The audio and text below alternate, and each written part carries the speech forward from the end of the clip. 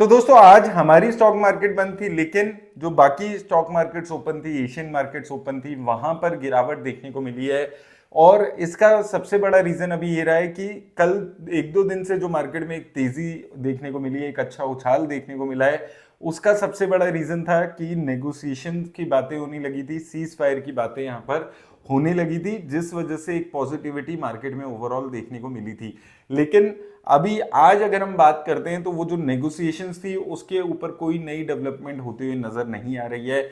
Iran लगातार deny कर रहा है कि कोई किसी भी तरह की नेगोशिएशंस यहाँ पर वो नहीं करने वाले हैं यूएस से।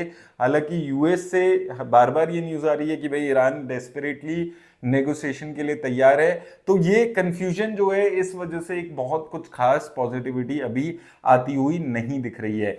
क्रूड ऑयल जो कि इंडिकेट करता है कि भाई एक्चुअल में क्या चल रहा है, कितनी चीजें ऑन ग्राउंड यहां पर सही हैं, वहां पर आपको 5-6% का उछाल आज देखने को मिल रहा है। क्रूड ऑयल $95 के आसपास पहुंच चुका है, ब्रेंट फिर से 107-108 डॉलर के आसपास यहां पर पहुंच चुका है। तो ये दोनों चीजें इंडिकेट कर रही हैं कि चीजें अभी भी ठीक नहीं हुई है। ओवरऑल जो स्टॉक मार्केट है उस पे से खतरा जो वॉर का है वो खत्म नहीं हुआ है। इसके साथ साथ ये भी न्यूज आ रही है कि शायद ऑन ग्राउंड भी अब यूएस उतर सकता है और वहां पर इन्वेड कर सकता है ईरान को। तो उस वजह से थोड़ी सी नेगेटिविटी यहां पर बनने वाली है। कल हो सकता है कि ये सारी चीजें हों, तो अगर ऐसा कुछ होता है तो मार्केट में एक और गिरावट का सिलसिला आपको यहां पर देखने को मिल सकता है। कल यूएसडी की अगर हम बात करें आईएनआर के अगेंस्ट, तो 94.59 रुपीज के आसपास पर डॉलर के रेट्स पहुंच चुके हैं। तो ये तो लगातार डेप्रिसिएशन रुपीज में आती हुई नजर आ रही है। तो जितने भी ये डेटा पॉइंट्स दिखा रहे हैं वो कल कुछ बहुत ज्यादा पॉजिटिव ओपनिंग की तरफ इशारा नहीं कर रहे हैं। और यही चीज हम पिछले एक दो दिन से डिस्कशन कर रहे हैं कि जब तक एक लेवल पे या तो नेगोशिएशंस होकर सीजफायर नहीं हो जाती है और वो जो क्रूड ऑयल के प्राइसेस फिर से $60-70 के अराउंड नहीं आ जाते हैं, तब तक ये जो वॉलेटिलिटी है मार्केट में ये आपको देखने को मिलने वाली है। और कल भी शायद वो वॉलेटिलिटी आपको देखने को मिलेगी।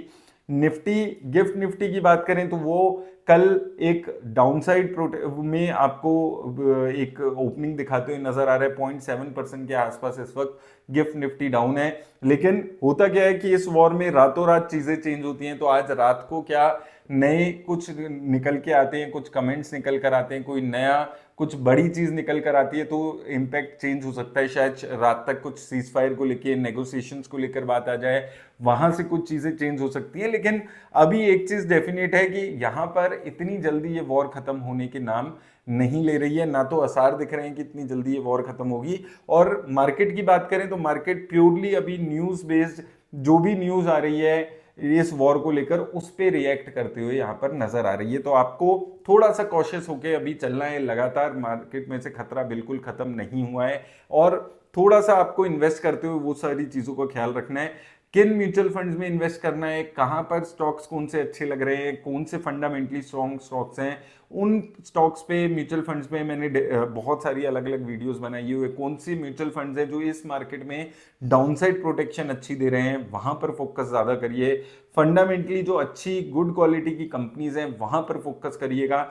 किसी भी कंपनी में सिर्फ इसलिए क्योंकि वो 60-70-80% गिरी हुई है इसलिए इन्वेस्ट इस वक्त बिल्कुल नहीं करना है। ये 2023 वाली मार्केट नहीं है, ये 2020 वाला क्रैश भी नहीं है जिसमें एक बारी में सारे स्टॉक्स करेक्ट हो गए और उसके बाद लगातार तेजी देखने को मिली। यहां पर वॉलेटिलिटी अभी रहने वाली है जब तक कोई एक डेफिनेट आंसर नहीं मिल जाता हमारे को सीज फायर से रिलेटेड, क्योंकि बहुत सारे रूमर्स, मिस इन्फॉर्मेशन इस वक्त स्प्रेड हो रही है। ऑनलाइन बहुत सारी मिस इन्फॉर्मेशन है, कोई भी एग्जैक्टली इस वक्त नहीं बता पा रहा है कि क्या ईरान अभी नेगोशिएशंस कर रही है नहीं कर रही है। एक सिंपल फैक्ट ये है कि जब तक स्ट्रेट ऑफ हॉर्मुज़ ओपन नहीं हो जाता तब तक ये जो ईरान के हाथ में वॉर रहने वाली है। अगर यूएस आने वाले टाइम में स्ट्रेट ऑफ हॉर्मुज़ को ओपन करा पाता है तो ही एक चीज यहां पर समझ आएगी कि हाँ भाई अब यूएस के हाथ में चीजें आ गई हैं और ऑयल के प्राइसेस जो हैं वो कंट्रोल में आ रहे हैं। याद रखिए जितना ज्यादा ऑयल के प्राइसेस बढ़ते चले जाएंगे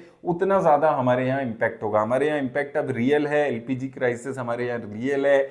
हमने एयर फेयर के कैप हटा दिया गया है। अभी आज न्यूज आई है जो नयारा एनर्जीज है उसने पेट्रोल के प्राइसेस ₹5 पर लीटर बढ़ा दिए अक्रॉस ऑल दी सेंटर्स। तो 5 रुपए पेट्रोल के प्राइसेस भी बढ़ गए हैं, इंडस्ट्रियल फ्यूल के जो डीजल थे उसके प्राइसेस ऑलरेडी लास्ट वीक बढ़ गए थे।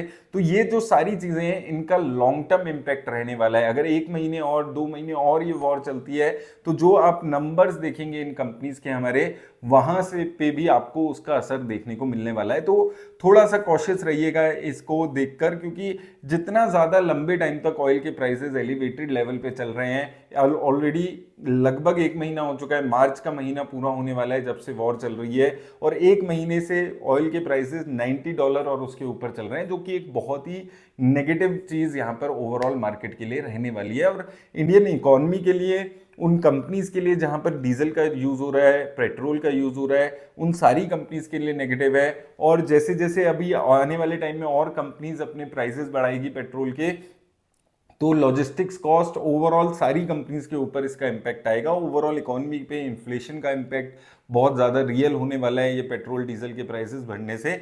तो ये वॉर जितनी ज़्यादा लंबी चल रही है, इकोनॉमी पे खतरा उतना ज़्यादा बढ़ते हुए नजर आ रहा है। तो वो चीज़ थोड़ा सा आपको कॉशियस होकर चलने की ज़रूरत है। 23,000 24,000 एक लेवल पे इन्वेस्ट कर चुके हैं आप, उसके बाद अगर 22,000 22,500 इस रेंज में मार्केट फिर से आती है तो आपको इन्वेस्ट करना है, नहीं तो वेट एंड वॉच करिए।